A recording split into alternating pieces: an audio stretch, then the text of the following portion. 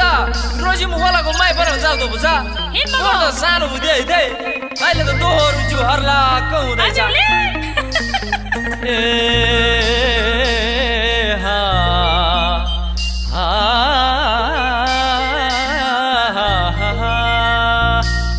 सानोमा सानो भन्दामा रोसीमा खोलाले बगायो गएको हिउँदोमा देखेको सानी अहिले पो मलाई छाक्यायो